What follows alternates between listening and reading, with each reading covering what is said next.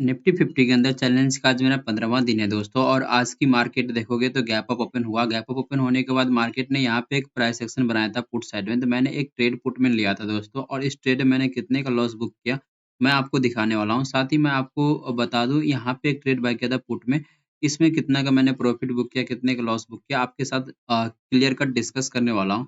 साथ ही दोस्तों मैं अपना पोजीशन शेयर करने वाला हूँ कि मैंने आज कितने का प्रॉफिट बुक किया है। और साथ ही मैं आपको ये भी बताने वाला हूँ दोस्तों कि आज की मार्केट में यदि मैंने यहाँ पे एक ट्रेड बाय किया तो उसके पीछे का लॉजिक क्या था, वो हम समझते हैं ऑर्डर बुक के थ्रू। पहले ऑर्डर बुक देखते हैं।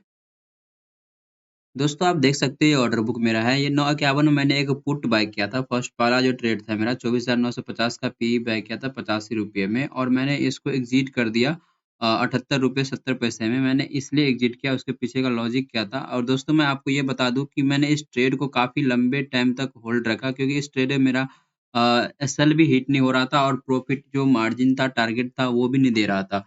बट फिर भी मार्केट ने लास्ट में मेरा एसएल हिट कर ही दिया। मैं आपको दिखाने वाला हूँ कि इसके पीछे का लॉजिक क्या था, मैंने बाय किया था उस क्या सोच के बाय किया था।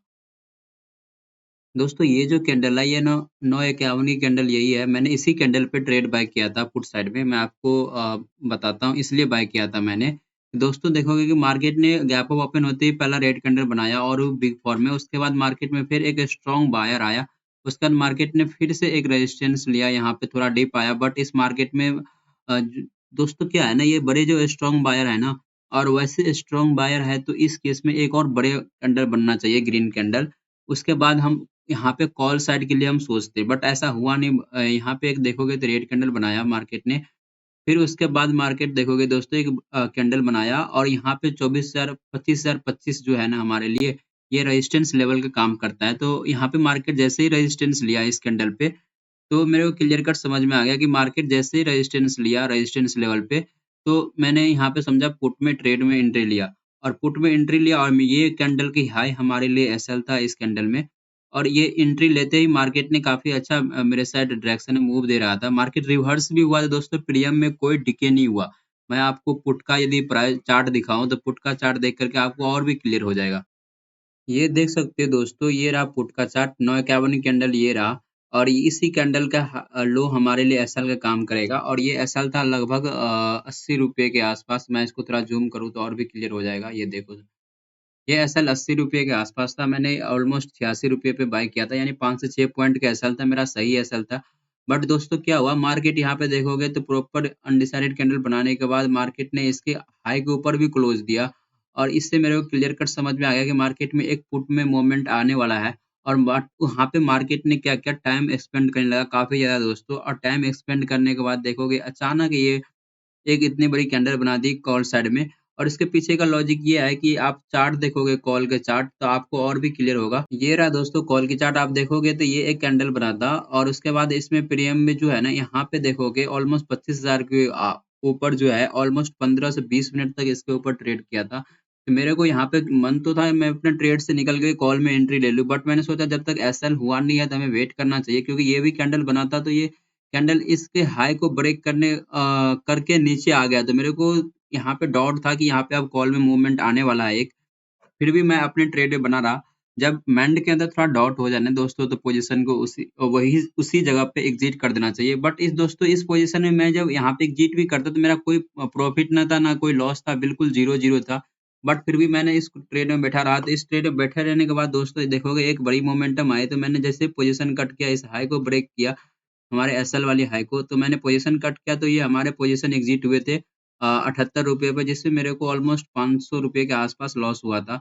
उसके बाद दोस्तों यहाँ पे एक ट्रेड बाय किया था, ऑर्डर बुक दिखाता हूँ आपको। दूसरा ट्रेड दोस्तों 1126 में मैंने बाय किया था 80 रुपए 95 पैसे में और 12-15 में मैंने इस ट्रेड से पोज़ीशन एग्ज़िट किया। उसके पीछे का लॉजिक क्या था मैं आपको समझाता हूँ। चार्ट देखते हैं और भी क्लियर होगा। ये रहा दोस्तों, ये जो रेड कैंडल देख रहे हो आप, ये रहा 1126 की कैंडल और इस कैंडल पे मैंने इसलिए बाय किया क्योंकि दोस्तों देखोगे आप तो मार्केट ने क्या किया, ये प्रीवियस जो सपोर्ट लेकर के मार्केट ऊपर गया था और उसके बाद ये मार्केट जो हाई बनाया ना दोस्तों, इसके नीचे ही इस क्लोजिंग के नीचे ही मार्केट यहाँ से गिरना स्टार्ट हो गया और इसके क्लोज के नीचे इसने क्लोज दिया था।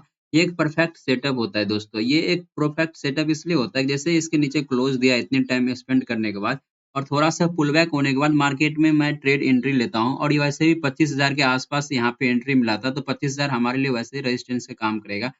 मैंने दोस्तों यहाँ पे वेट किया ट्रेड में और यहाँ तक दोस्तों मार्केट ने मूवमेंट दिया, बट उसके बाद देखोगे दोस्तों ये जो बड़ा ग्रीन कैंडल बना है ना, इस कैंडल पे मैंने इस ट्रेड को एग्ज़िट कर दिया क्योंकि मेरे को क्लियर कट समझ में आ गया कि यहाँ पे अब मोमेंटम देने वाला नहीं है, रेंज मार्केट अब क्रिएट करने वाला है, मार्केट ऊपर-नीचा करेगा। क्योंकि दोस्तों मार्केट को मोमेंट देना होता है, तो इस टाइप का सिचुएशन नहीं बनाएगा। देखोगे तो ये एक परफेक्ट एंट्री पॉइंट है पुट साइड में। दूसरी बात ये जो क्लोज़ है ना, इसके नीचे मार्केट ने क्लोज़ दिया और क्लोज़ देने के बाद मार्केट रिटेस्ट भी किया। फिर से मार्केट एक डबल कन्फर्मेशन के साथ मार्केट ने पुट साइड में मूवमेंट देना चाहिए था, बट मूवमेंट आया नहीं पुट साइड में, एक बड़े ग्रीन कैंडल बन गया, तो मैंने अपना पोज़ीशन यहाँ पे एग्ज़िट कर दिया, जो कि 2-3 पॉइंट का लॉस था उसमें। तो दोस्तों ये रहा अभी का मार्केट देखोगे, अभी का मार्केट कुछ कर नहीं रहा है फिलहाल। मेरा जो टारगेट था इस ट्रेड में, यदि मैं इस ट्रेड में मार्केट मूवमेंट देता, तो मेरा 24,900 के आसपास मेरा टारगेट था और ऑलमोस्ट ये टारगेट मार्केट देता ही 40-50 पॉइंट का, और वो 50 पॉइंट का भी मार्केट ने टारगेट नहीं दिया। तो इस केस में हम कुछ नहीं कर सकते हैं, क्योंकि जब मार्केट ने मोमेंट देना नहीं था, तो हम अपनी पोज़ीशन को होल्ड करके क्या रखते? क्योंकि दोस्तों आप ये भी बोल सकते हो ना कि इस कैंडल में मेरा एसएल यहाँ पे था 25,000 के ऊपर का, तो आपने यहाँ पे पोज़ीशन क्यों एग्ज़िट कर दिया? अभी तक आप ट्रेड में होते तो इतनी बड़ी मोमेंटम, यहाँ तक मोमेंटम आया। दोस्तों यहाँ तक मोमेंटम तो आया, मैं आपको पुट का चार्ट दिखाता हूँ, प्रीमियम वैसे के वैसे ही है। ये देखो दोस्तों, मैंने इस कैंडल में बाय किया था पुट 24,000 दूसरा ट्रेड जो था हमारा, और ये ₹80 के आस-पास मैंने बाय किया था, ₹81 के आस-पास, और मैंने सोचा था मेरा एसएल ये 75 के आस-पास रहेगा। 75 का एसएल रहता तो दोस्तों अभी तक मैं ट्रेड में बना रहा था, बट मार्केट ने कोई मूवमेंट नहीं आ रहा था। यहाँ पे जब रिवर्सल हुआ, इस कैंडल में जब रिवर्सल हुआ, देखोगे तो अब ये ट्रेड 90 तक भी गया था, 87-88 तक गया था। मेरा जो प्रीवियस कैंडल का लॉस था, सारे लॉस रिकवर हो रहा था। बट मेरा जो टारगेट था, मैं उस टारगेट के अकॉर्डिंग मैंने यहाँ पे ट्रेड में घुसा था। मैंने सोचा था यहाँ पे जब मार्केट इसको निकालेगा, क्योंकि जब देखोगे दोस्तों इस कैंडल के हाई के ऊपर इसने क्लोज़ किया, तो मेरे को लगा अब ये एक मोमेंटम आएगा, जो कि टारगेट तो हमें कम से कम 110 तक देगा। ईज़िली दे देगा 110 तक। इस टाइप का रेंज मार्केट भी हो, फिर भी मार्केट ने टारगेट देता है। बट मैंने इतना छोटा टारगेट सोचा था, फिर भी मार्केट ने क्या किया, टारगेट नहीं दिया। आप देखोगे तो उसके बाद मार्केट ने यहाँ पे जब रिवर्सल होने लगा, तो मैंने अपना इस कैंडल में आकर के, ये जो कैंडल दिख रहा है दोस्तों, इस कैंडल में मैंने आपको 12-15 में आके पोज़ीशन एग्ज़िट कर दिया, और जिससे मेरे को कुछ ज़्यादा लॉस हुआ नहीं। मैं आपको दिखाता हूँ, ओवरऑल 2 ट्रेड मैंने लिया था, 2 ट्रेड में कितने का मैंने लॉस बुक किया है। ये मेरा पोज़ीशन रहा दोस्तों, आप देख सकते हो आज की मार्केट में कुछ ख़ास मोमेंटम आया नहीं, जिसकी वज़ह से मेरे को लॉस बुक करना पड़ा। तो कोई दिक्कत नहीं दोस्तों, ऐसे छोटी-मोटी लॉस तो होना भी चाहिए कभी न कभी, ठीक है? तो आज का चैलेंज कैसा रहा? आप कमेंट बॉक्स में ज़रूर बताइएगा। Thank you.